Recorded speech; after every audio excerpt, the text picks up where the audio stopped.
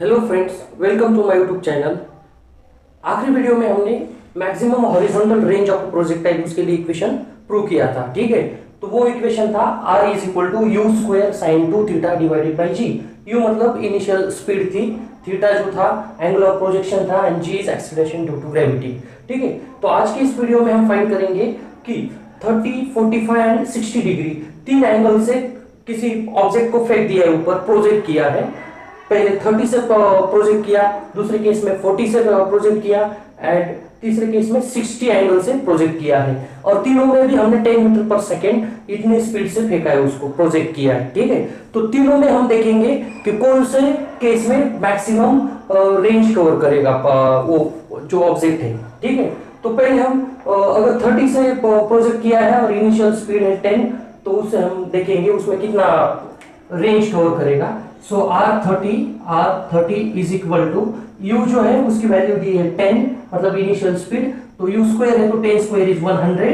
And sine 2 theta, 2 times theta मतलब angle of projection हम 30 के लिए फाइंड करें तो 2 टाइम्स 30 मतलब 60 डिग्री आ जाएगा, होल डिवाइडेड बाय G की वैल्यू 10 कंसीडर करेंगे हम यहाँ, तो 10 मीटर पर सेकेंड स्क्वायर, तो 10 × 10, 10 10 100, तो ये 10 आएगा। फिर R30 is equal to 10 multiply sine 60 की वैल्यू होती है √3/2, तो 2 × 2, 2 5 10, तो यहाँ पे R30 इज इक्वल टू ये 5 इंटू √3 की वैल्यू 1.7 होती है। ठीक है, नियर अबाउट 1.7, तो इसे हम मल्टीप्लाई करेंगे, 7 5 35, 5 + 3 8, मतलब 8.5 मीटर्स आएगा R30। ठीक है, अब हम सेकेंड इसमें फाइंड करेंगे 45 के लिए, वो कितना आएगा।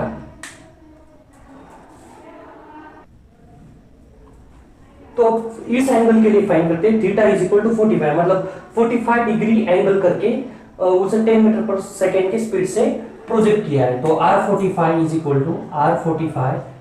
टू U की वैल्यू 10 ही लेनी है, तो U स्क्वायर इज 100 आएगा, into sine 2 theta, 2 times 45 angle किया है यहाँ पे दूसरा, तो साइन 90 हो जाएगा, sine 90 whole divided by G की वैल्यू 10, तो 10 × 10, 10 10 100, फिर R45 इज इक्वल टू, और ये साइन 90 की वैल्यू 1 हो जाएगी, तो यहाँ पे सिर्फ 10 रहेगा, सो ये R45 इज 10 मीटर, तो ये 45 के लिए हमने फाइंड किया। तो अभी हम फाइंड करेंगे 30, theta is equal to 60 degree है, मतलब 60 डिग्री एंगल करके ऑब्जेक्ट को प्रोजेक्ट किया है 10 मीटर पर सेकेंड से। तो R60 is equal to U की वैल्यू 10 है, 10 square is 100, and sine 2 theta, 2 times theta की वैल्यू ली है 60, तो 60 का डबल आ जाएगा 120, तो साइन 120 डिवाइडेड बाई G की वैल्यू 10 लेनी है हमें, तो R60 इज इक्वल टू, ये डिवाइड कर दिया तो 10 आएगा। अभी साइन 120 को मैं ऐसे लिख देता हूँ 90 + 30, साइन 90 + 30। ठीक है, अभी साइन 90 + 30 जो है सेकेंड क्वाड्रेंट में आता है, सेकेंड क्वाड्रेंट में वो आता है, इसलिए हम सेकेंड क्वाड्रेंट में साइन पॉजिटिव होता है, तो इसका साइन चेंज नहीं होगा, बट 90 + 30 है, साइन 90 + 30 मतलब 90 + थीटा इज कॉस थीटा, मतलब कॉस में कन्वर्ट हो जाएगा, एंड सेकेंड क्वाड्रेंट में है इसलिए साइन पॉजिटिव होता है, तो ये cos 30 हो जाएगा, cos 30, sine 90 + theta is nothing but cos theta. तो इसे हम सॉल्व करेंगे, 10 इंटू cos 30 की वैल्यू होती है √3/2, तो ये 2 कैंसिल कर देते इसे 5 आएगा, ये 5, एंड √3 की वैल्यू 1.7 आएगी, और ये सॉल्व करने के बाद 8.5 मीटर पर मीटर मिलेगा। तो देखेंगे ये तीनों में, देखिए 30 एंगल है तो 8.5 मीटर, 45 एंगल है तो 10 मीटर कवर किया है और मैक्सिमम हॉरिजॉन्टल डिस्टेंस, एंड 60 से फेंक दिया है